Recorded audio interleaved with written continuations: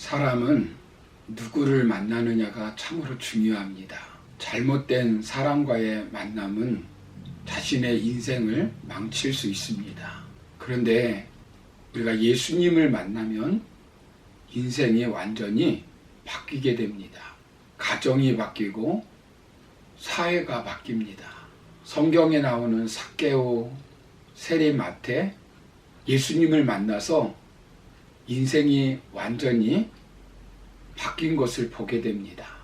사도 바울도 다메섹 도상에서 부활하신 주님을 만나고 복음 전도자로 한평생을 산 것을 볼 수 있습니다.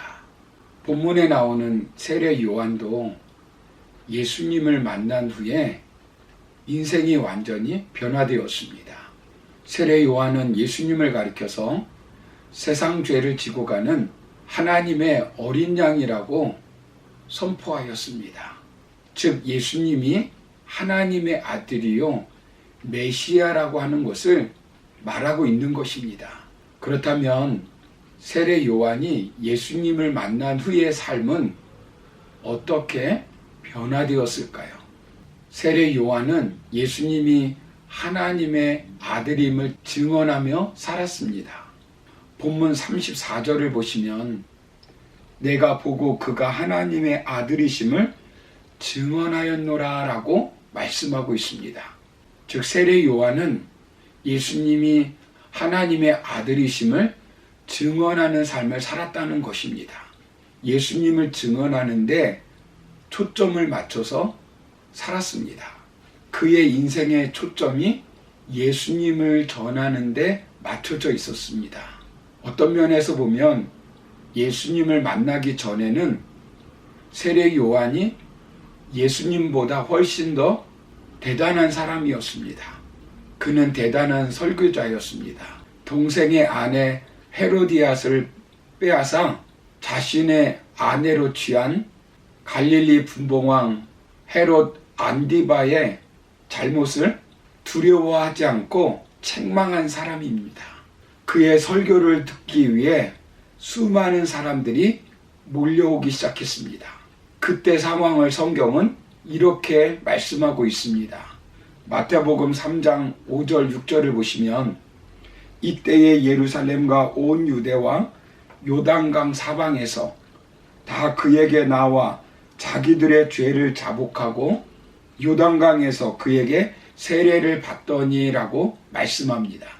예루살렘과 온 유다와 요단강 사방에서 사람들이 몰려왔다는 것입니다.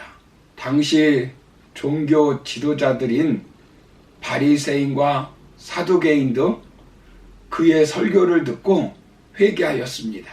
세례 요한의 설교를 듣고 죄를 자복하고 세례를 받았습니다. 사람들은 세례 요한이 혹시 그리스도가 아닐까? 구약시대에 하늘에서 불을 내리던 엘리야가 아닐까라는 생각을 하였습니다. 뿐만 아니라 인격적으로 존경을 받는 사람이었습니다. 그러나 그는 그 존경을 누리려고 하지 않았습니다. 예수님이 하나님의 아들이심을 증언하는데 초점을 맞춰서 살았습니다. 예수님께 미친 사람이 된 것입니다. 예수님을 만난 후에 요한의 고백을 보십시오.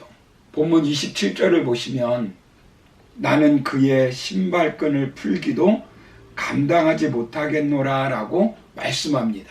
이 당시 예수님보다 인기가 더 있을 때입니다. 자신은 물론 세례를 주지만 진정 성령 세례를 베푸실 분은 예수님이라고 말씀합니다. 자신은 죄 용서의 형식적인 세례를 베풀지만 진정 죄 용서를 해주시는 실제적 세례를 예수님이 베풀어 주신다는 것입니다.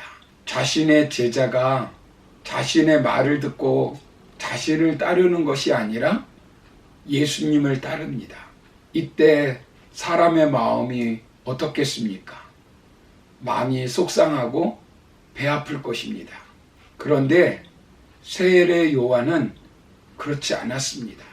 오히려 세례 요한에게 세례를 받으러 오게 한 사람을 예수님께 보냅니다. 그때 사람들이 뭐라고 하는지 성경은 이렇게 말씀합니다. 요한복음 3장 26절을 보시면 그들이 요한에게 가서 이르되 랍비여, 선생님과 함께 요단강 저편에 있던 이 곧 선생님이 증언하시던 이가 세례를 베풀매 사람이 다 그에게로 가더이다 라고 말씀합니다. 이때 세례 요한이 뭐라고 말씀합니까? 요한복음 3장 29절을 보시면 신부를 취하는 자는 신랑이 나서서 신랑의 음성을 듣는 친구가 크게 기뻐하나니 나는 이러한 기쁨으로 충만하였노라 라고 말씀합니다. 오히려 시기 질투가 충만한 것이 아니라 기쁨이 충만합니다. 그리고 무엇이라고 말씀합니까? 요한복음 3장 30절을 보시면 그는 흥하여야 하겠고 나는 쇠하여야 하니라 라고 말씀합니다. 이것이 바로 예수님을 만난 세례 요한의 삶입니다. 예수님은 누구에게나 소개해 주어도 후회가 없으신 분이십니다. 소개해 주고 손해보는 사람이 얼마나 많습니까? 그러나 예수님은 그렇지 않습니다. 누구에게나 인생의 주인이시고 세상의 주인 되신 예수님을 만나면 인생이 변화됩니다. 우리가 만난 예수님을 전하면 인생이 변화됩니다. 가정이, 세상이 예수님으로 인하여 바뀌는 것입니다. 예수님을 만나면 행복한 삶, 기쁨이 넘치는 삶, 행복한 가정, 행복한 교회가 될 수 있습니다. AD 313년 로마의 콘스탄틴 황제가 기독교를 국교화했습니다. 그렇게 할 수 있었던 것은 그의 어머니 헬라나의 신앙적 가마력 때문이었습니다. 그의 어머니는 자기 집에서 일하는 소녀로부터 예수님을 소개받았다고 합니다. 그의 어머니는 예수님을 만나면서 변화되었다고 합니다. 바울이 예수님을 만나자 소아시아와 유럽이 변화되었습니다. 언더우드 한 사람이 예수님을 만나자 한국 땅에 복음의 씨앗이 뿌려지자 한국이 변화되었습니다. 아도니람 저드슨 한 사람이 예수님을 만나 변화되자 미얀마가 변화되었고 허드슨 테일러가 예수님을 만나 변화되자 중국이 변화되었습니다. 세례 요한은 예수님을 만나자 그의 인생이 변화되었고 하나님의 아들임을 증언하는 삶을 살았습니다. 세례 요한은 예수님을 타작마당을 정하신 분이라고 소개하고 있습니다. 마태복음 3장 12절을 보시면 손에 키를 들고 자기의 타작마당을 정하게 하사 알곡은 모아 곳간에 들이고 쭉정이는 꺼지지 않는 불에 태우시리라 라고 말씀합니다. 즉 우리 예수님은 마침내 재림하여 심판하실 분이라고 선포하는 것입니다. 이것을 저와 여러분들은 믿어야 합니다. 그때 손에 키를 들고 알곡은 모아 곳간에 들이고 쭉정이는 꺼지지 않는 불에 태우실 것입니다. 우리는 예수님이 하나님의 아들이심을 증언하여야 합니다. 예수님이 그리스도이심을, 메시아이심을 증언하여야 합니다. 우리 예수님이 재림하실 분임을 전해야 합니다. 그러므로 우리도 내가 만난 예수님을 전하면서 오늘 한날도 살아가는 복된 날이 되기를 주의 이름으로 축원합니다. 감사합니다.